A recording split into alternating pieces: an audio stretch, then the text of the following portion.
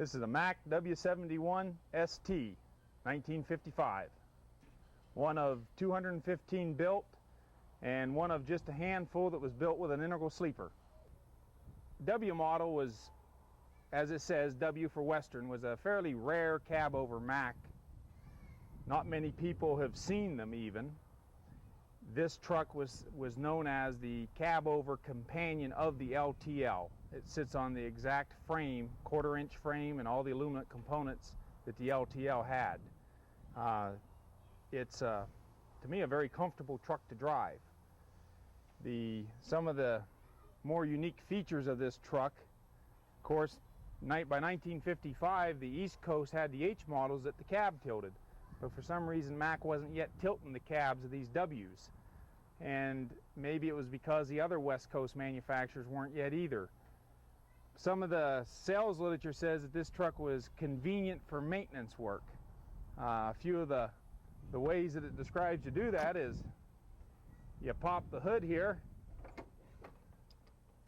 and you kind of expose a few of the goodies.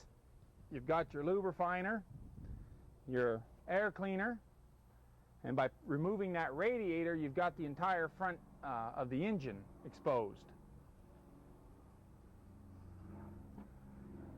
You come inside and you pop the doghouse up. You remove the seats and the floorboards come out, and you've got access to the engine. This truck's got a Cummins 275 in it. One unique thing about Mack is they had a flare in their frame from about right here on up, so the engine sat down in the frame, including the engines with the blower, and that allowed for a much lower doghouse than you see in most cab over trucks at the time, because they had straight rails on them. The same feature as the LT, which gives the LT a much lower hood. This truck is all original. It has a 5 and a 3 behind the 275, a Mack 5-speed transmission, what I call it has a short fifth in it, 3-speed progressive Brownie. One of the dealer options was they installed these spring brakes, and if you look at how much work they went to put these inside the frame, this is your first attempt at spring brakes, which was an awful nice feature to have on a truck by then. It's got an all Mack suspension, Mack bogies, 6:45 ratio. Still has the aluminum trunnion stands, which are pretty rare to see because it didn't take much to break those. 5-hole buds and things are of that era as well.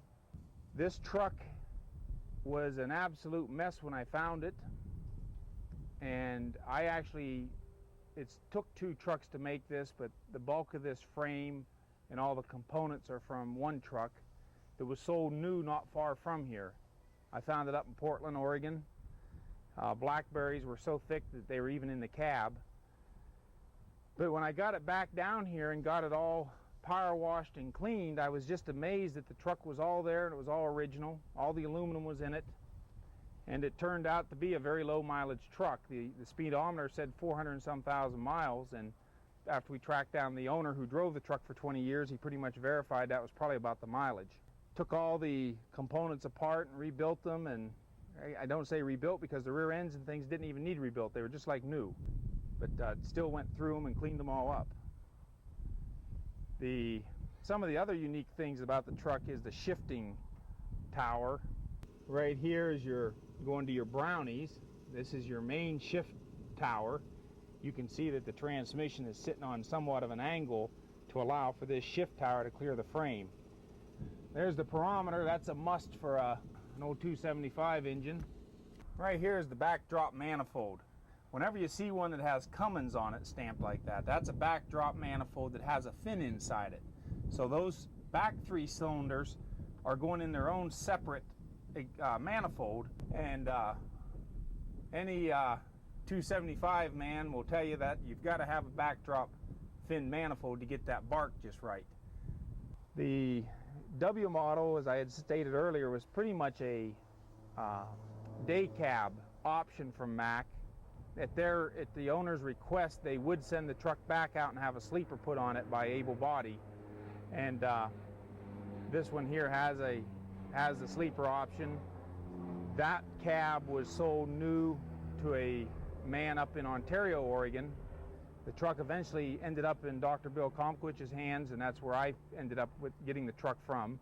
But it was originally an Oregon truck. So both trucks it took to make this were Oregon trucks.